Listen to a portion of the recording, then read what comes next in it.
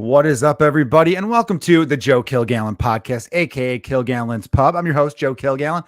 As always, I'd like to give a big shout out to all the Patreon subscribers. You guys are amazing.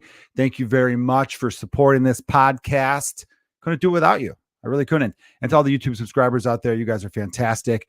Some big stuff in the works. If you are in the Chicagoland area, I am headlining the Zanies Comedy Club out in Rosemont, Illinois, this Sunday, July 17th.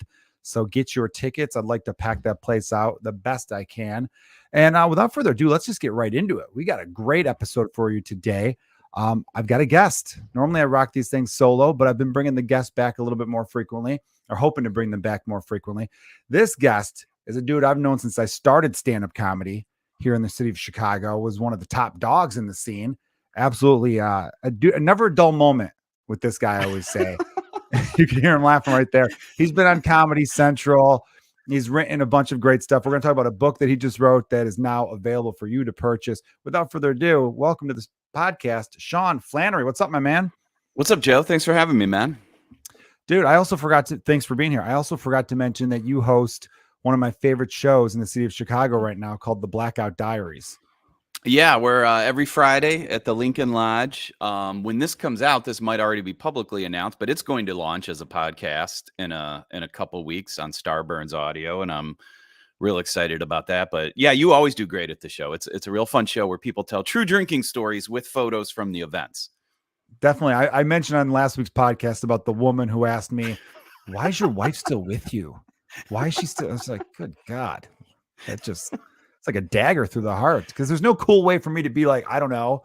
Because look at me, Yeah. I'm 6'1", 190 pounds of romping, stomping dynamite. That's what's going on here. You know, you feel me on that? I do. Well, dude, yeah, man. I just realized this. I've known you since like 2006, 2007. Isn't that crazy? Yeah. I've been doing stand-up for it'll be 20 years. I think this September, actually. So yeah, I've been doing it a while, and yeah, we've known each other for a long time, dude.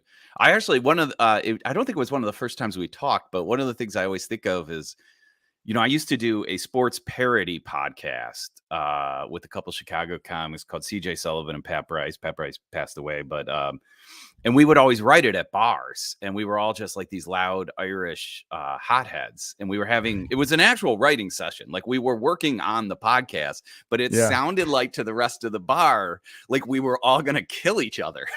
like it just sounded that heated because we're all so loud. And you later told me the next day that the bartender was getting ready to throw me out, and you knew the bartender, and you're like, "Who are you throwing out?" And he's like, "Those three guys are about to start a fight." And he's like, "No, those are dear friends. They're working together."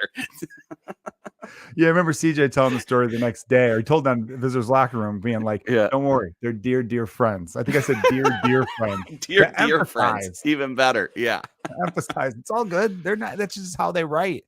But yeah, I remember Bryce had like a vein in the middle of his forehead because he was outraged. And you've always been very chill. I've never seen you too angry. And even if I've seen you angry, it's more like, I'm just going to walk away from the situation. I don't think you're the type of guy.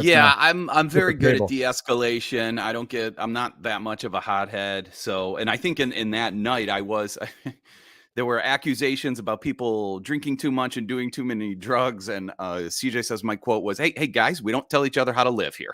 This is a writing set. CJ always said I was like a public defender for interventions. Where they'd always be like, hey, we're thinking about doing an intervention on this guy. I'm like, that guy, he has a better job than you. Like, he drinks a lot, but he's functional. Yeah, functioning alcoholics. You actually, God, you're just reminding me. I don't think I've ever really talked about this on the podcast, but here we go.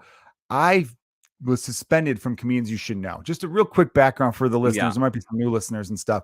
Comedians You Should Know is probably maybe the most successful independent comedy show in America running right now. Lincoln Lodge is a comedy club now, and some other ones have come and gone, but it's a great show. It's an amazing show.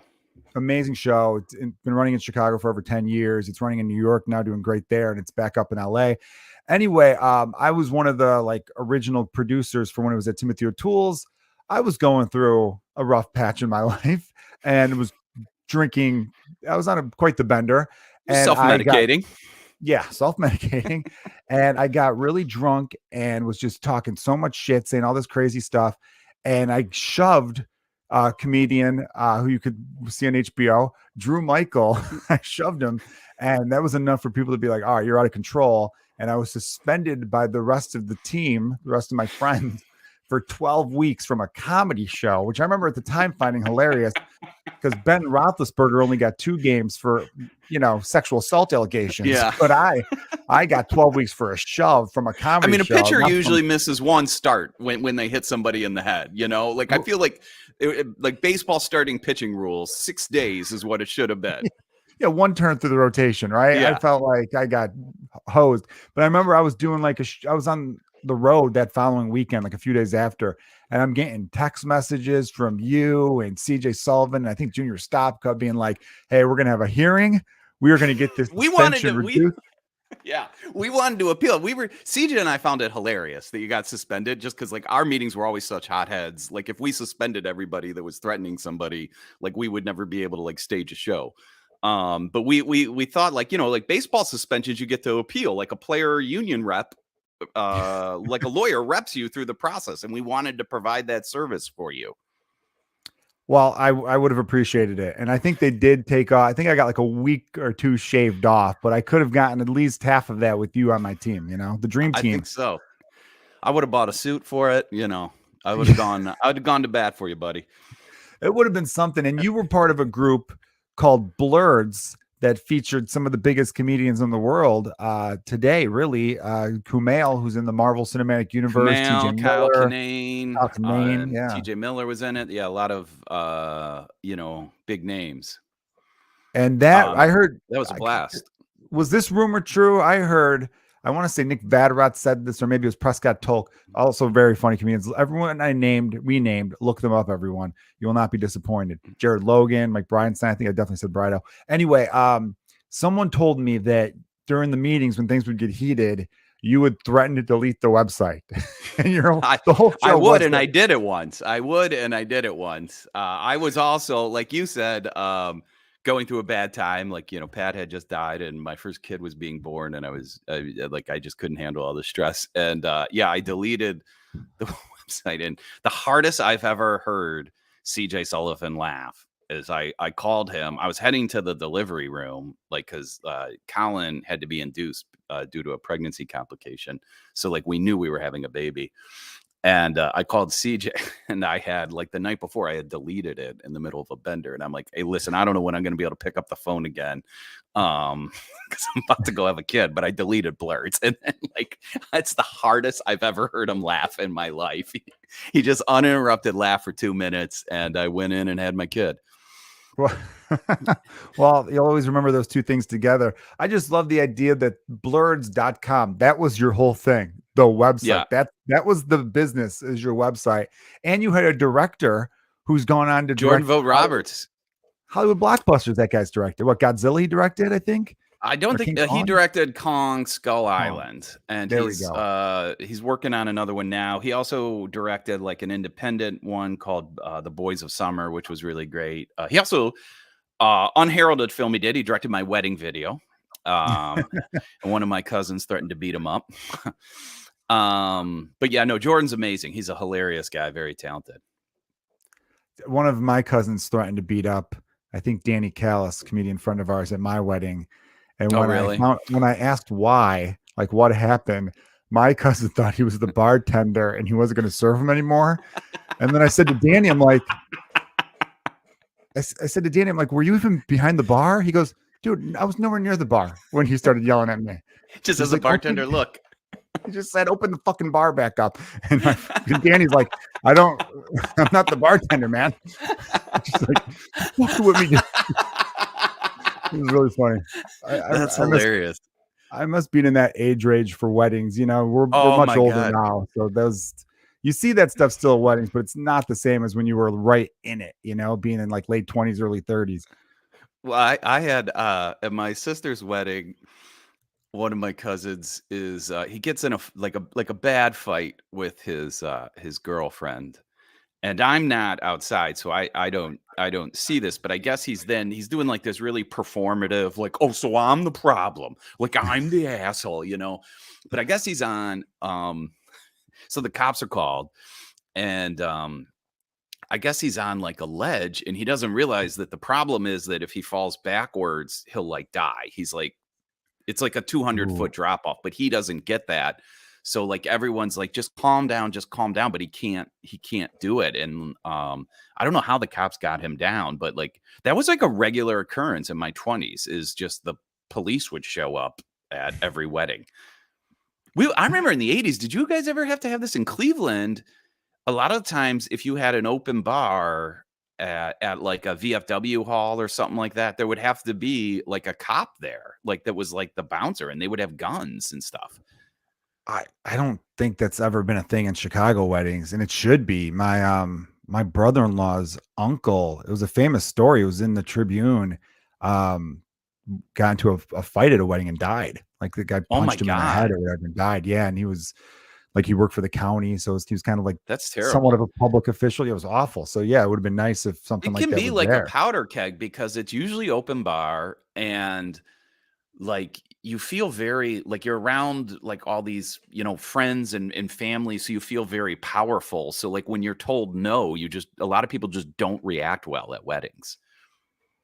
Yeah. I mean, I famously knocked a table over at my wedding because the You were DJ told played. no.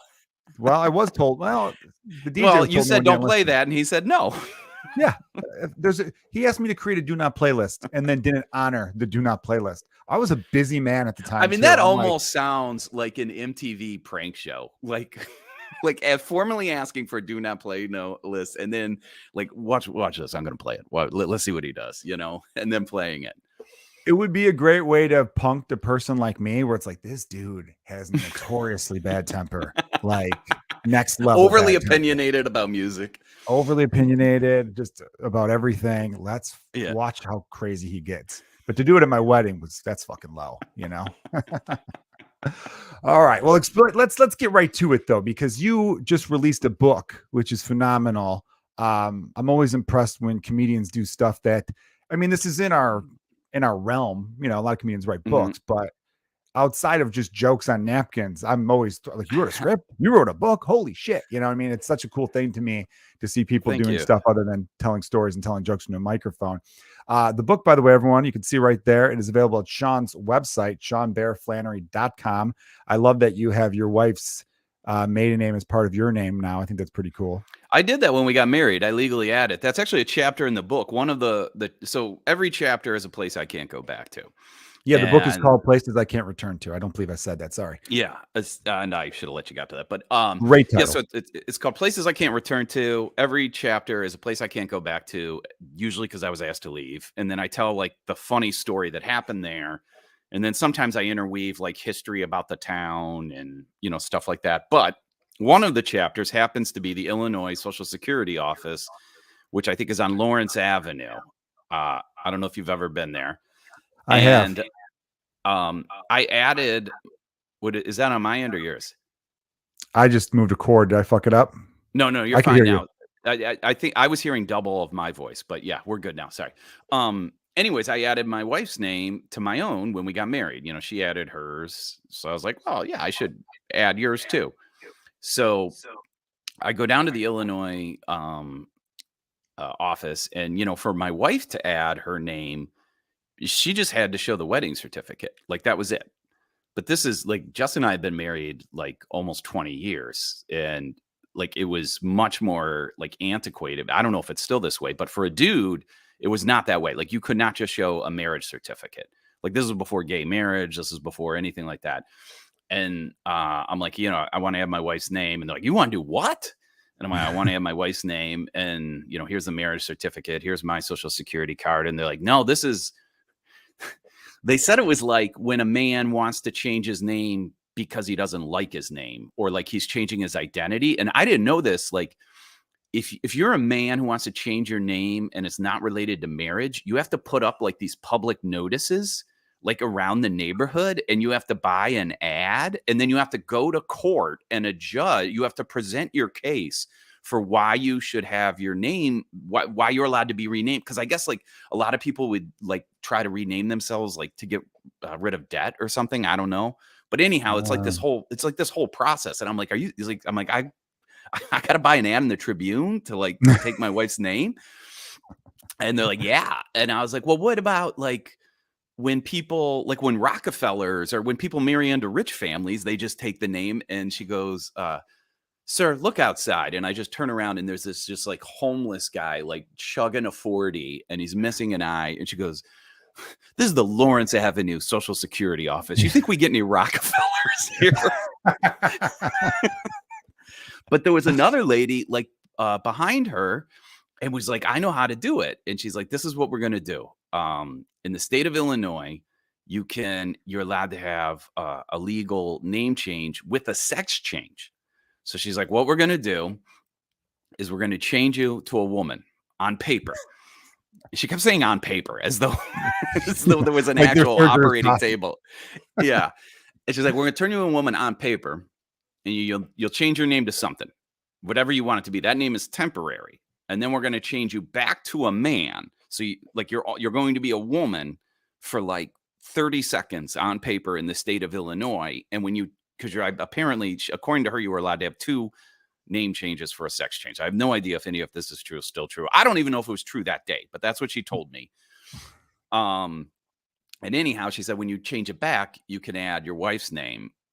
And then she like looked at me. She's like it hit her how crazy this proposal was. And she's like, do you want to do that? And I'm like, that's exactly how I want to solve this problem. Like, this is like, that'll be the greatest story of the world that I was a woman for 30 seconds.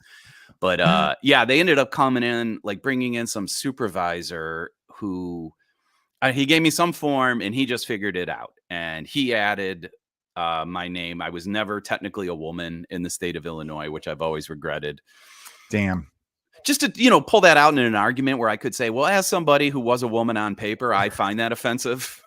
Yeah, it's great. It's a great way to, buck cops in the middle of a heated argument. It's like real quick. Speaking from experience, Yeah. Oh man, that's nuts. By the way, so that technically is my legal name. Go ahead. That's great though. I love that you did that. As you talked about the one woman being like, we could figure this out. I've noticed at every DMV, Social Security, every government office, there's always one hero. You have to find them though. They're not always working. They're not always there. Yeah. Well, and sometimes you'll see them like they don't actually sit down with anyone. They just like kind of hover, and they wait until like somebody like they're like, hold on, Yeah, and you need that in like Illinois definitely state institutions. In this crazy state. I had it once where I couldn't find my Social Security card and I needed my Social Security card to get a state ID. Yeah. So then I go to that same office. I know right where it is, right by the train station off of Lawrence there, and by the Blue Line, I believe. And the one person was like, well, we can't just give you a Social Security card. And you need 2 proofs. And I'm like, well, I have one proof. This is my birth certificate, the official one. And then like, well, do you also have a state ID? I'm like, no, I don't. I need you to get the state ID. Yeah. They just couldn't wrap their brains. So like, you need 2 proofs of who you are. I was like, when you need class pictures, I could give you all my class pictures from the last 8 years. That should work. That should be enough, It should be. I went into a Chicago DMV once, and there's like this Chinese I think he's a foreign exchange student, and he's like almost in tears because he's about to get arrested, and he's about to get arrested because he's losing his temper and he like can't calm down. And I felt so bad for this guy. He was just like he brought the wrong documents, but he's like, God damn it, I've been here for the last 5 days, and every time you say these are the right documents, and I come back, and then the next day you say it's the wrong. And the guy's like, whoa, but I'm telling you, if you come back with what I said, it'll be right. He's like, that's what the guy said yesterday. He's like, I know, but I'm right. He's like, you were the guy from 3 days ago. He's like, but today I'm telling you, this is what's right. And they couldn't wrap their head around that this guy just had no trust in them because they keep telling him different documents. Or, well, he claims they keep telling him that there's different documents. I believe him. I believe the guy. No, I definitely. I totally believe the guy. I totally believe the guy. And it was so funny because the Chicago cops clearly didn't want to arrest this guy because they were like, we get it, dude. Like even we get fucked by these people and we're cops. Yeah, I mean, it's almost hacky to talk about the DMV as a comedian sometimes because it's been talked about to death, but it's Yeah. so insanely relatable. Like Yeah. everyone has an experience, everyone has a story, and literally everyone has a story where they say, "Oh, you won't believe what fucking happened to me." Like it's Yeah. always Yeah. starts off like that, and It's that's why I tell people, hilarious. look for the hero. I had it a couple times. I had to do a bunch of stuff with switching car titles, and I remember having it in LA. The time in LA was pretty funny. I was with a Yeah. bunch of people. I was with Ken Barner, Bill Cruz, Ricky Carmona, Brady Novak. Ken Barnard used to have people over every Sunday to watch the NFL because he'd get like Mhm. DirecTV so we could all watch our games, even though we are in LA. This would have been like 2015. It was Sunday, 9/11, opening kickoff for the NFL season. And I'd been driving around my car that I drove from Chicago, and I forgot that the Illinois plates on it had expired. And I wasn't switching my plates over because I'd heard from friends of mine who had driven out of state. They were like, "Oh, I got pulled over. I just told them I live in both places." And they go, "Okay." I'm like, "Oh, cool. Well, I'll just do that." Because and you avoid the DMV if you can. So that's what I was Yeah. trying to do. Sure. Avoid Sure. going to the DMV. Then, the Bears game's over, Broncos game, some game. I go outside and my car's gone. And it's LA though, so car theft is possible. But I'm like, Yeah. wait, there's a Lexus right there. Who the fuck steals a Mercury Grand Marquis, which isn't even a thing anymore? Mercury wasn't Yeah. even around at that point. It was a 2006. And I'm like, when there's a Lexus right there, what the hell is this shit? I'm Yeah. losing my mind. I'm talking to Bill and all them. And I'm like, any of your neighbors have like door cams and shit? I got to find out. And they're like, why don't you find out if it got towed? Maybe it was something illegal. And I'm like, no, there's nothing illegal on it. I found out it did get towed because the state, I didn't realize the license plate had. But then I was so livid. On the phone with the police station, I said, I can't believe you guys did this on 9/11. And I'm like, who tows a car on 9/11? And the guy That's was on the hilarious. other, right? The guy on the other end of the conversation, he said, what's that have to do with anything? Yeah. And I go, I'm not feeling very patriotic right Yeah. now. I'll tell you that much. And then when I went in there, I couldn't stand the guy because he was such a dick with the paperwork. And he kind Mhm. of implied that, like, he was like, I don't understand why you don't get what I'm telling you. And I wanted to be Yeah. like, okay, don't get condescending with me. This was Yeah. back when you could give cops shit a little bit. Yeah. Now everyone's ultra sensitive on things. And I even said, I'm like, you could barely pronounce Illinois. I wouldn't be coming at me this hard, okay? Because he made it seem like I was the dumbest person in the world because I couldn't figure out his stupid paperwork thing. And he kept Yeah. calling it Chicago, Illinois. He kept saying Chicago, Chicago, Illinois. And I was like, Illinois. He pronounces dude, the S. He's only read of Illinois. He's never heard of it. right? It's fucking insane. But yeah, and then Crazy. luckily, someone at the DMV though, I explained to them. I go, look, I don't have the paperwork to get the car out because it's in the car, and they won't let me get in the car, and all this other stuff. And then this one guy, I was explaining to this one guy was an idiot, and this other dude, younger person, probably like 25, he saw what was happening. He like waved me over to his desk. I went over there and he goes, look, here's what you got to do. And he kind of just fudged some shit and was like, Yeah. there you go. Show that to the impound. Because the most important thing is we got to get the car out of impound because they'll charge you per day. So let's get that shit out. Then you have 3 days to get this paper. And so I needed like my dad to mail me something from Chicago. But I remember being like, see, this is someone who helped people. Yeah. Like, Yeah. doesn't that make You're you feel right. better at your job to actually help people? Or I don't get it. Maybe they're miserable and they just want everyone else to be miserable. Who knows? Yeah. So, Sean, I love the title of the book. I love that each chapter is its own thing. And it's amazing that you have enough experiences of places you can't return to fill an entire book. Every now and then I get a book idea and I'm like, I don't know if I have enough. That's going to be a Yeah. pamphlet. I don't know if there's enough for that. Tell me your absolute favorite chapter. I know you've gotten feedback from a lot of friends and people who have bought the book. Is there one chapter that people go nuts for? Is there, you want to give a little sneak peek to my listeners? Yeah. There's so far I feel like the listener's favorite chapter is a McDonald's Play Center where we got basically thrown out of in Berwyn. My favorite chapter is Cleveland Municipal Stadium, probably because I'm so nostalgic about that a bygone stadium from going to Browns and then Indians games. Maybe I'll tell the McDonald's story though, just because you've never heard this story. I don't I believe. haven't, but just for the listeners to know what a special place Cleveland Municipal Stadium is, I used to have the T-shirt. It was in 1974, was it? Oh, They 10 had cent beer night? 10-cent beer night. I have a T-shirt that says they had a 10-cent beer night. And tell them real quick what happened Yeah, there, and then you can tell I McDonald's talk story. about that in the book because I kind of intertwine the history of the venues with my own stories. And 10-cent beer night was, so the Cleveland Indians, they're now the Guardians, they were called the Indians back then, but in 1974 they were averaging 10,000 people a game. They were an atrocious team. They decide they're going to do, on a Tuesday night, they're going to sell 10-cent beers, and 50,000 people show up.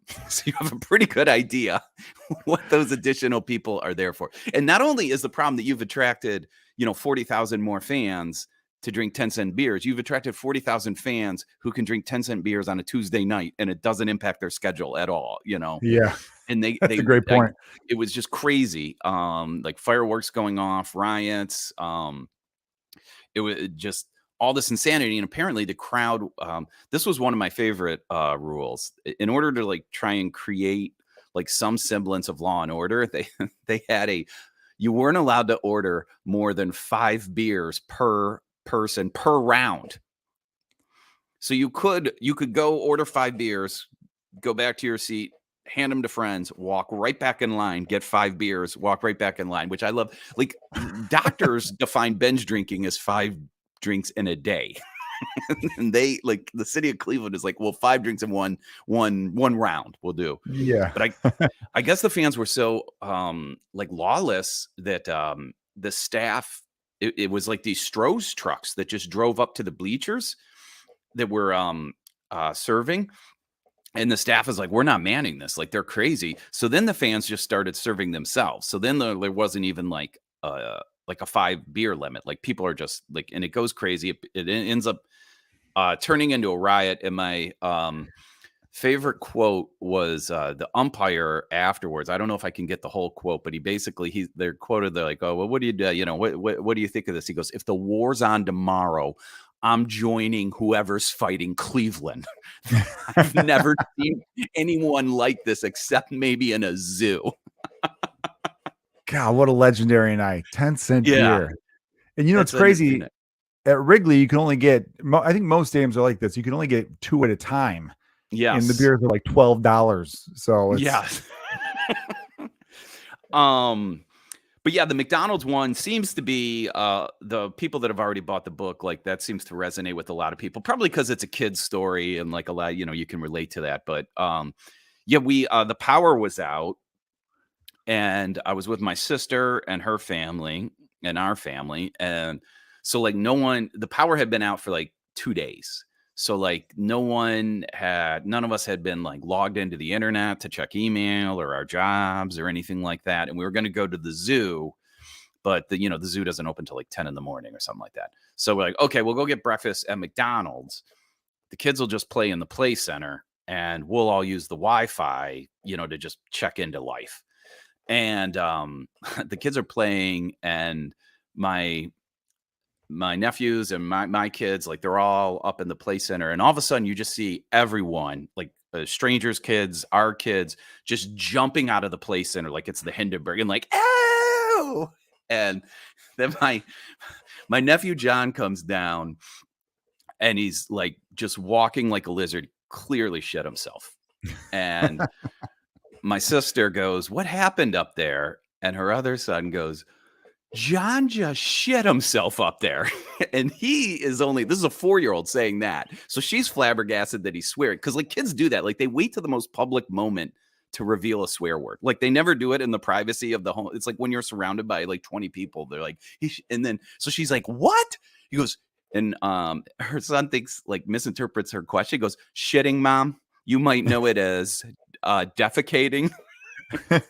Which is not defecating, I don't think, right? But anyhow, so me and my brother-in-law, like long story short, like we look at the McDonald's employee, we're like, what do we do here? Because I guess everyone tells us it's a mess up there.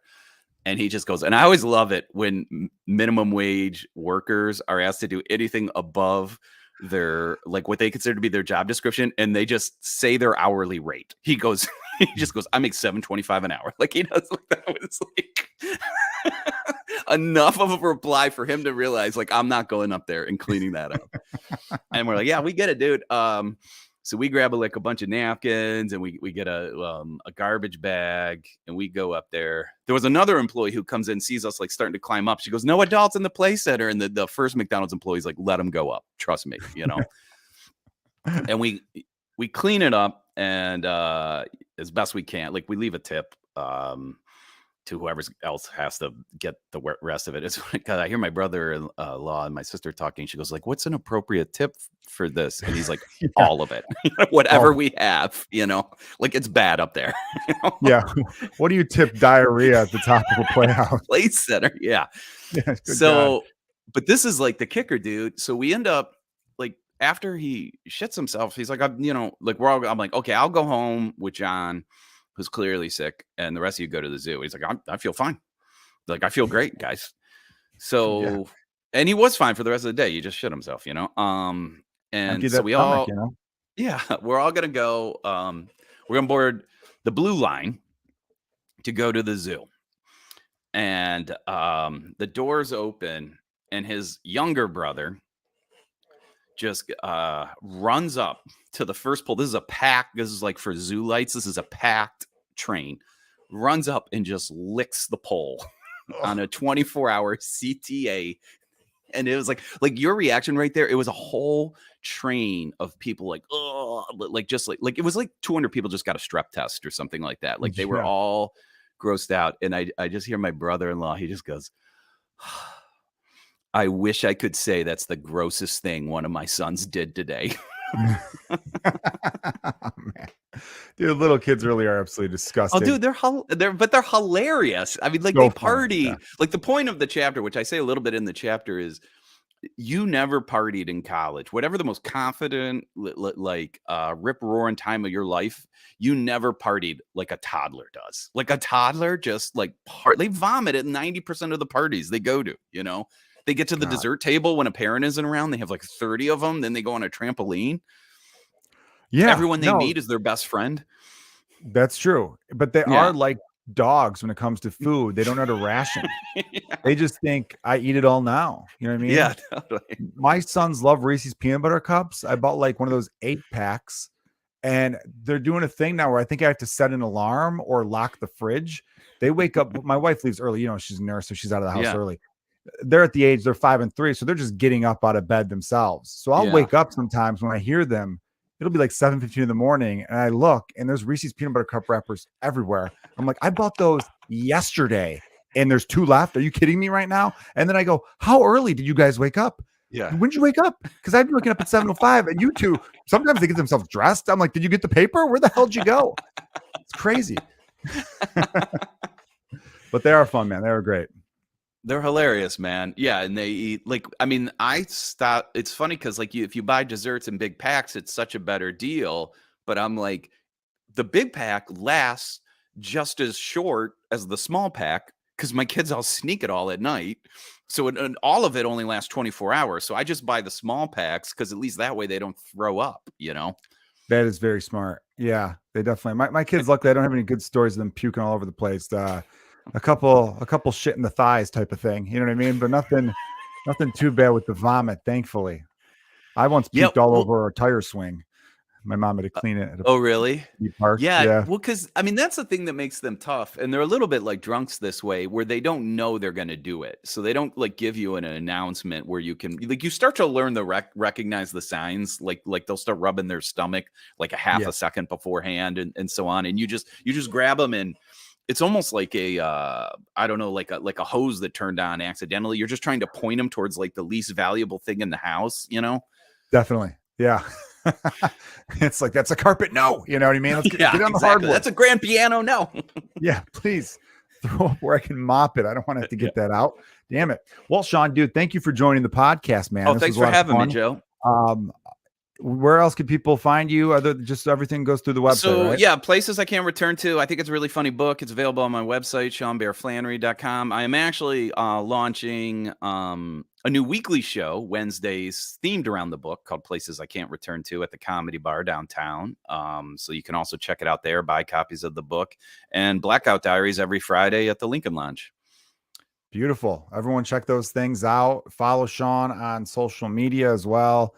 You're simply at Sean Flannery and all those, I believe. Yeah, the easiest way is just go to my website and all the links There and you go. everything are right there. There Yep. you go. One-stop shop. I like it. You're a brilliant and simple man at the same time. Thanks for being on the podcast, Sean, and thanks to everyone for listening to the Joe Kilgallon podcast. You Patreon subscribers, there will be a bonus episode up tomorrow, so definitely check that out. Appreciate all the support. Everyone also check out my YouTube channel for stand-up comedy you might like, and I will be at the Rosemont Zanies Sunday, July 17th, 8 p.m. If you're in the area, get tickets. They validate parking, and there's a bunch of bars around there.